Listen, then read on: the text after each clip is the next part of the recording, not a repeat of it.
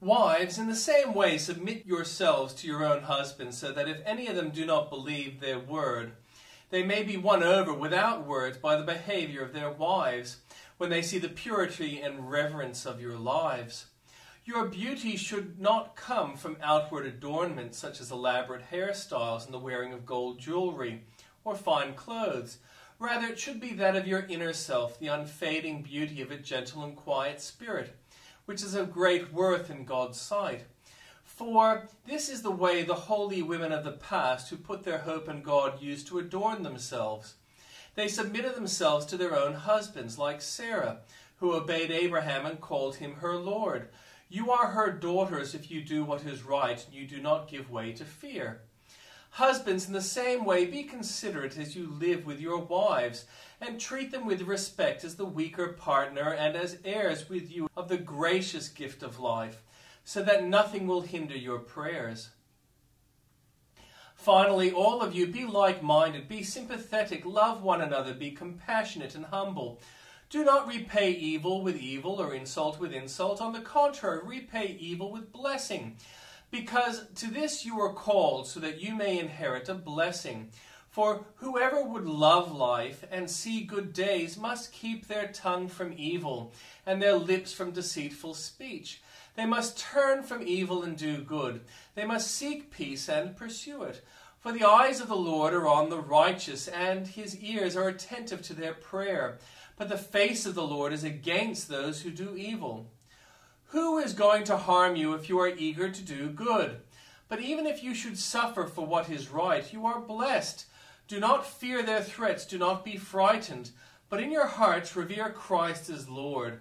Always be prepared to give an answer to everyone who asks you to give the reason for the hope that you have.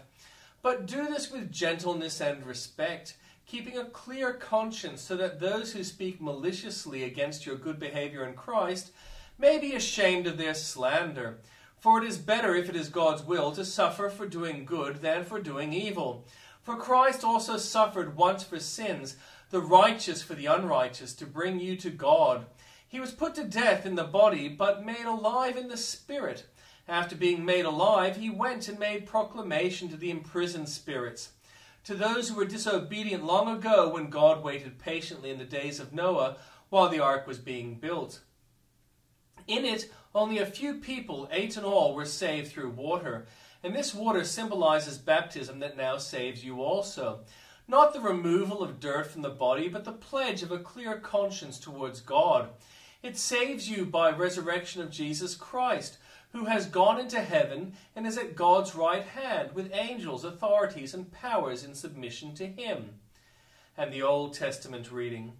The word of the Lord came to me, Son of man, take up a lament concerning Tyre. Say to Tyre, situated at the gateway to the sea, merchant of peoples on many coasts, this is what the sovereign Lord says.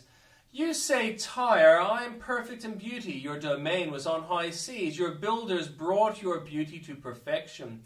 They made all your timbers of juniper from Sinir. They took cedar from Lebanon to make a mast for you, of oaks from Bashan. They made your oars. Of cypress wood from the coast of Cyprus, they made your deck adorned with ivory.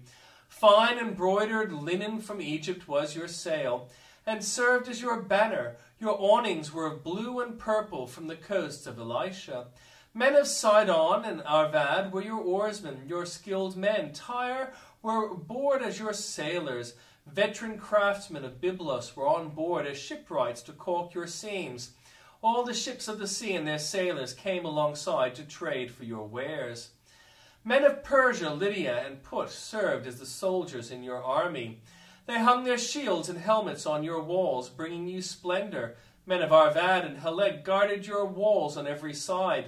Men of Gamad were in your towers. They hung their shields around your walls. They brought your beauty to perfection. Tarshish did business with you because of the great wealth of goods. They exchanged silver, iron, tin, and lead for your merchandise. Greece, Tubal, and Meshech did business with you. They traded human beings and articles of bronze for your wares. Men of Beth Togarmah exchanged chariot horses, cavalry horses, and mules for your merchandise. The men of Rhodes traded with you, and many coastlands were your customers. They paid you with ivory tusks and ebony. Aram did business with you because of your many products. They exchanged turquoise, purple fabric, embroidered work, fine linen, coral, and rubies for your merchandise. Judah and Israel traded with you. They exchanged wheat from Minnith and confections, honey, olive oil, and balm for your wares. Damascus did business with you because of your many products and great wealth of goods. They offered wine from Helbon, wool from Zahah, and casks of wine from Izal in exchange for your wares, wrought iron, cassia, and calamus. Dedan traded in saddle blankets with you. Arabia and all the princes of Kedar were your customers. They did business with you in lambs, rams, and goats. The merchants of Sheba and Ramah traded with you for your merchandise. They exchanged the finest of all kinds of spices and precious stones and gold. Haran, Canaan, and Eden and merchants of Sheba, Ashur, and Kilmad traded with you. In your marketplace they traded with you beautiful garments, blue fabric, embroidered work, and multicolored rugs with cords twisted and tightly knotted. These ships of Tarshish serve as carriers for your wares. You are filled with heavy cargo. As you sail the sea, your oarsmen take you out to the high seas. But the east wind will break you to pieces, far out at sea. Your wealth, merchandise, and wares, your mariners, sailors, and shipwrights, your merchants, and all your soldiers, and everyone else on board will sink into the heart of the sea on the day of your shipwreck. The shorelands will quake when the sailors cry out. All who handle the oars will abandon their ships. The mariners and all the sailors will stand on the shore. They will raise their voice and cry bitterly over you. They will sprinkle dust on their heads and roll in ashes.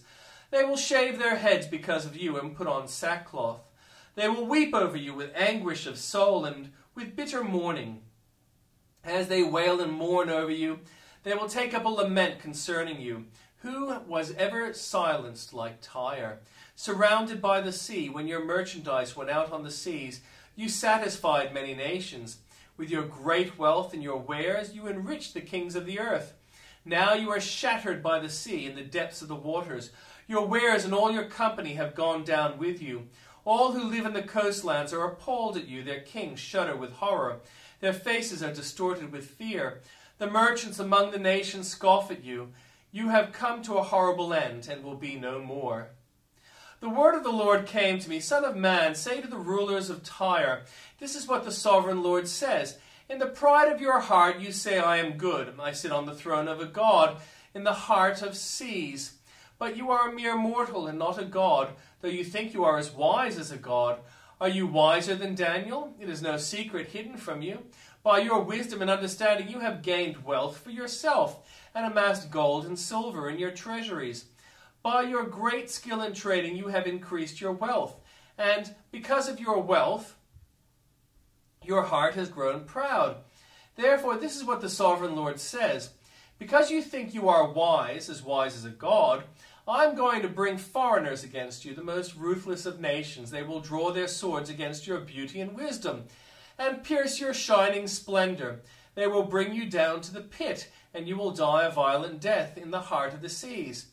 Will you then say, I am a god? In the presence of those who kill you, you will be but a mortal, not a god. In the hands of those who slay you, you will die the death of the uncircumcised at the hands of the foreigners.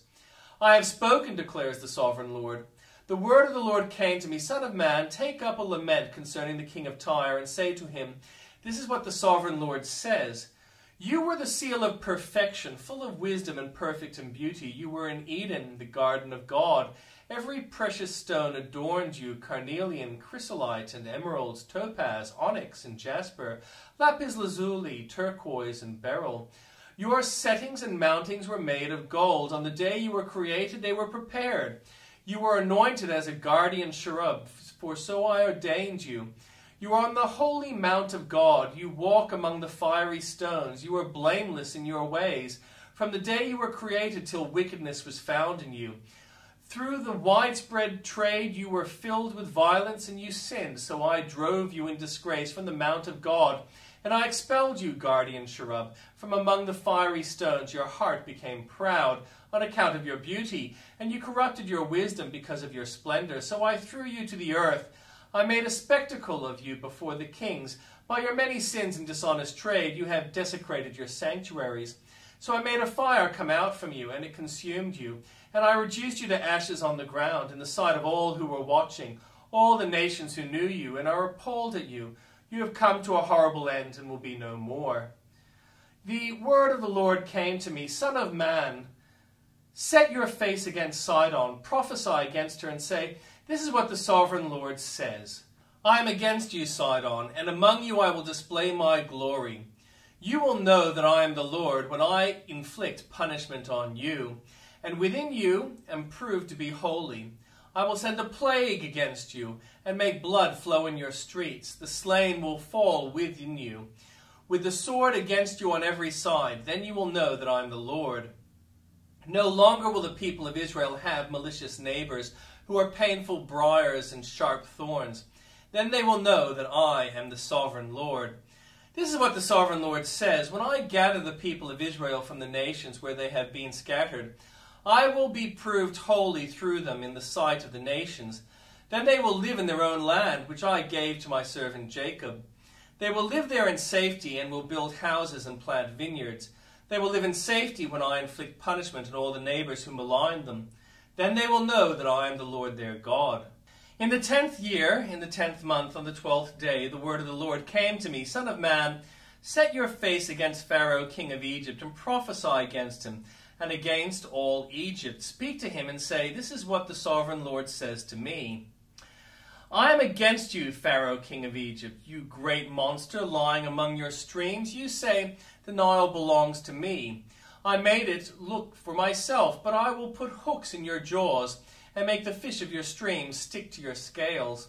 I will pull you out from among your streams with all the fish sticking onto your scales. I will leave you in the desert, and you and all the fish of your streams. You will fall in the open field and not be gathered or picked up. I will give you as food to the beasts of the earth and the birds of the sky. Then all who live in Egypt will know that I am the Lord. You have been a staff of reeds for the people of Israel. When they grasped you with their hands, you splintered and you tore open their shoulders.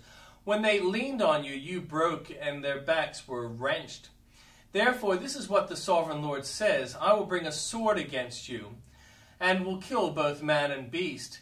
Egypt will become a desolate wasteland. Then they will know that I am the Lord. Because you said the Nile is mine, I made it. Therefore, I am against you and against your streams. And I will make the land of Egypt a ruin and a desolate waste from Migdol to Aswan, as far as the border of Cush. The foot of neither man nor beast will pass through it. No one will live there for 40 years. I will make the land of Egypt desolate among devastated lands, and her cities will lie desolate 40 years among ruined cities. And I will disperse the Egyptians among the nations and scatter them throughout the countries. Yet this is what the sovereign Lord says, At the end of 40 years I will gather the Egyptians from the nations where they were scattered. I will bring them back from captivity and return them to Upper Egypt, the land of their ancestry. There they will be a lowly kingdom. It will be the lowliest of kingdoms and will never again exalt itself above the other nations. I will make it so weak that it will never again rule over the nations. Egypt will no longer be a source of confidence for the people of Israel, but it will be a reminder of their sin in turning to her for help. Then they will know that I am the sovereign Lord. In the 27th year, in the first month, the first day, the word of the Lord came to me. Son of man, Nebuchadnezzar, king of Babylon, drove his army in a hard campaign against Tyre. Every head was rubbed bare and every shoulder made raw. Yet he and his army got no reward from the campaign he led against Tyre. Therefore, this is what the sovereign Lord says. I'm going to give Egypt to Nebuchadnezzar, king of Babylon, and he will carry off its wealth. He will loot and plunder the land as pay for his army. I have given him Egypt as a reward for his efforts, because he and his army did it for me, declares the sovereign Lord. On that day I will make a horn grow for the Israelites, and I will open your mouth among them. Then they will know that I am the Lord.